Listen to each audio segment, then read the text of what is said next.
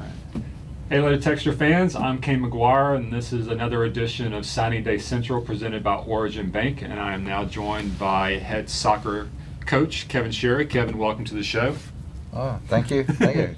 Thanks for being here. Last week, last Thursday, you were able to announce 5 players that you signed to this recruiting class.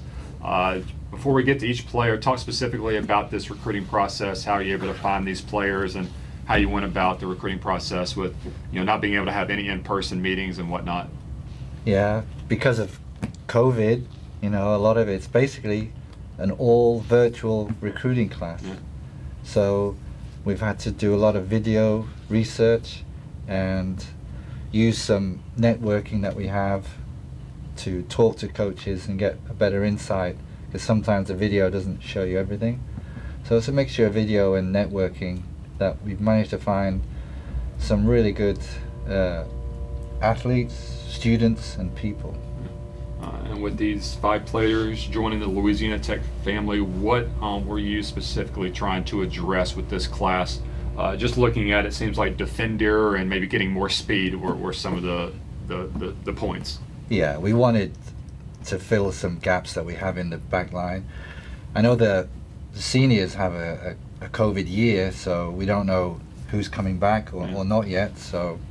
But we definitely had some gaps that needed filling in the defensive side of things, and the goalkeeper is an essential element to any successful team. So when we saw the quality that Libby has, then we wanted to get on that pretty quickly. But athleticism, speed, basically commitment. They want to get better. They're very motivated, all of them. They're good students, and they walk the talk. They really want to perform. I know fit is a big thing for you, especially with your 4 pillars. Service, passion, respect, and fearless. Is that something you look for in all of your signees since you've been here at Tech? Absolutely. Otherwise, what's the point of having the pillars, right? Yeah. No, that's paramount. You could be, like we say, you could be one of the mean girls, but you could be the greatest player in the world. You're not going to come here because we don't want you. Talk about the new facility. Were you able to showcase that, be it renderings or showing people the live stream and everything that goes with it? Were you able to utilize that in this recruiting process? Yeah, it's essential, especially because our recruiting has been virtual. Mm-hmm. So they haven't been able to visit. They haven't seen the school. So we've had to research videos online for the apartments and the school, the campus, to give them a sense of what it's like here. And on the soccer side of things, that new facility is so out of this world, mind-blowing. That's really, really helped. And once it gets built, I think our recruiting is going to get higher and higher. Yeah. What are some of the reactions that you got from these particular signees when you showed them the renderings and given them an idea of where they're going to be playing, envisioning where they're going to be at? Wow! Like this, they were amazed, and I think they were so excited that they were going to be the first ones to play on it too. They're going to christen it. Yeah. All right, well, let's go through each one of these young women, and I'll let you brag about each one. We'll start with the lone international player, goalkeeper from Spain, Libby Bonuelos. Yeah, so Libby plays on a really high-level club team in Spain, like really high. And you don't get to play on that team, that level, if you don't know what you're doing. And she's the type of goalkeeper who will make that save. When you need your goalkeeper to pull out a save to keep you in the game, like, Charlie, Kylie, Caitlin, have done in the past. She is just like that. She'll make that save when we need her to do, and we're so excited to have her in here. The goalkeepers actually have a high injury rate, for some reason. So it's always good to have a good selection of goalkeepers to choose from. I still remember Caitlin Updike and her injury. Oh, the arm. Brutal. I can still hear the snap it made. And then you have a lot of international flair on your team with soccer being such a global sport. Spain isn't a country that you normally dip into. How did you go about with that connection? The longer you've been in this job, the more recruiting network you have. Yeah. And so the European base is kind of starting to expand. And Spain is one of those countries that is now looking to bring in more student athletes to America, because the game in Spain itself, the women's game, is growing, and it's just a result of that. Gotcha. All right, now we'll head to the United States for the last four. Jordan Porter, speedy defender out of Cypress, Texas. Yeah, she's athletic. I mean, she's pure speed, which we desperately needed. What I like about her is that she wants to challenge herself to be the best that she can be. She quit high school soccer after 2 years so she could concentrate on club soccer. She even transferred to another club to get to the highest level that she could play at and compete against. And she's now under the tutelage of Kevin Cross, who was the head coach at UTEP for soccer. So he knows what it takes to be a college competitor. And she's learning how to adapt her game, and now she's playing defense and attacking as a center forward. So we have that option with her when she comes in, that we can play her in two different positions. But I know for sure, because of what Kevin Cross is doing, that she's going to be ready to go. And all these signees have a lot of club experience. So what's the difference between, I guess, playing on the high school level and then focusing more on the club level and getting better there? In general, high school is like playing with your friends, and not all of them are committed. So they just don't put in the effort or whatever. Whereas in club, I think 99% of them have a goal of wanting to play in college, so the commitment is there. So, and then the club and the high school now is starting to interlock, and so it's almost like a 12-month period of playing soccer, and that can be intense. Yeah. So there's an injury side of it too. All right. Well, we'll head to Nevada. You already got one player from Nevada on your team, Alpine Williams, but you got to add another, Madison Rabideau, a defender, All Sierra League out in Carson City. Yeah. So she is an interesting one. She's represented Nevada at the Olympic Development Program level, and her club team has ranked as high as 7, I think, in the nation. What's really interesting about her is her videos.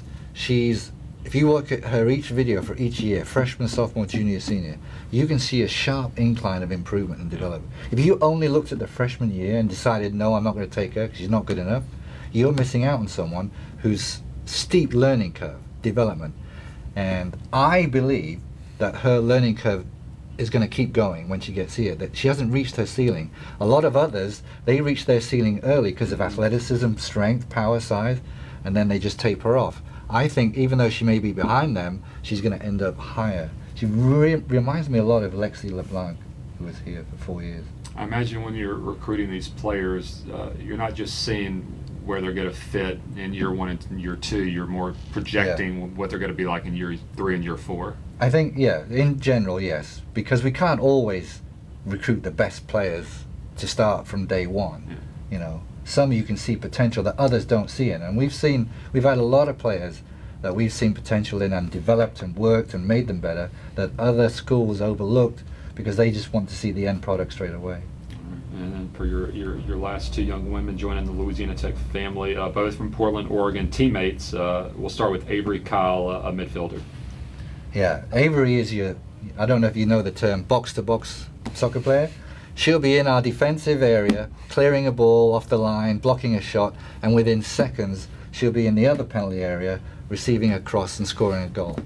So, she's going to give us a lot of energy and athleticism that the midfield has been lacking for quite some time. But I'm really excited about her coming in. And then her teammate, Greta Strike, defender. We mentioned they both played for Oregon United FC on the club level. Yeah, so Greta's your left-sided player, which we need because you want balance in the team at always. So she is an endurance athlete. She can get up and down the field, and she's just tidy, neat and tidy, And that's what we like about someone who's got the balance and coordination to pass the ball and defend and get up and down the ball. So she has a lot of positives. And they both come from Oregon FC. The coach, MJ Tate, he's a friend of mine. And years ago, he used to work in Utah. And he sent me Mo Rockwell and Lindsey Brough, who were like really... That worked out. Yeah, they were really, really good for us. That's about 10 years ago now. Well, he moved to Oregon, and he just took up, started a program with nothing. And because he's such a good coach and he develops the players in such a great way that, he's now, I think, state champions the last 4 years or whatever, you Yeah. know. So I know, and his philosophy is almost exactly the same as mine. So I know his players, when they come in, will be able to, day one, understand what we want from them and how to do it because of his coaching. And I'm really, really excited about having them join us. Yeah. And we mentioned speed being an element you wanted to add. Both of these young ladies lettered in track and field, and Greta was actually qualified for state in the 4x400. So it kind of reminds me of Madison Dahl, who was such a star track athlete that it translates well to the soccer pitch. Oh, especially in women's soccer. Yeah. Yeah, athleticism and speed is usually the number one thing that they D1 coaches look for. Well, like whenever you mark off states you've been to, you got to mark off Oregon. These are the first 2 student athletes you'll ever have from the state of Oregon. You trying to get all 50? Yes. You got yes. a Maine we're in Alaska coming we're next, working on next Alaska. class? All right, Coach. You were able to play a few matches this fall. Went 2-1, defeated Abilene Christian and Texas A&M Commerce. First of all, how great was it to get on the pitch? Because a lot of people weren't able to do that. And what did you see from your team and how they were able to progress this fall? Yeah, it was an emotional roller coaster. We didn't know what we would, were we playing, were we practicing, when, how long for, all the COVID restrictions. We didn't know the parameters. It was crazy time, and I know the players were desperate to play. Yeah. So we found 3 games, and we were lucky that we did. And we learned so much, and I really enjoyed it because we use it as a learning experience. Usually, we've nearly finished the season right now, and we kind of learn on the job. Mm-hmm. Whereas here, we've had now time to really evaluate them with 3 good games, and that information will help us now as we start our winter practice, so that we'll be better prepared for when the spring comes around. And I saw a lot of negatives, which is good. You want to see that, but I saw a lot of positives, and we were able to move people around, see what positions they can play better in, and see who can combine better with each other. We had at the end of the day, we had a really positive outcome, irrespective of results. Even though we had a good fall, but the most important thing was the evaluation of the players and giving them an outlet to play. Yeah, so unique because typically you're starting your season, a fall season, in late August, and we're done by now. But here you are, you're going to get started back up in February. So between now and then, what's that going to look like on the pitch for you in practice? Well, the first thing we're going to do is evaluate their fitness levels after being away for Thanksgiving and Christmas. Uh-oh. Then that will dictate how fast we then progress forward. So, but it's basically building on, we've learned how we're going to set up, we've learned who's going to play in what position, so now we're ready to go. We just need to make sure that they're physically ready to take on the workload that we need them to do. Absolutely. Well, stay tuned to LaTexSports.com. Hopefully here soon we'll be able to release the spring schedule, which will be the conference slate, which is a big part of it. So, Coach, thank you for joining me. All right, thanks.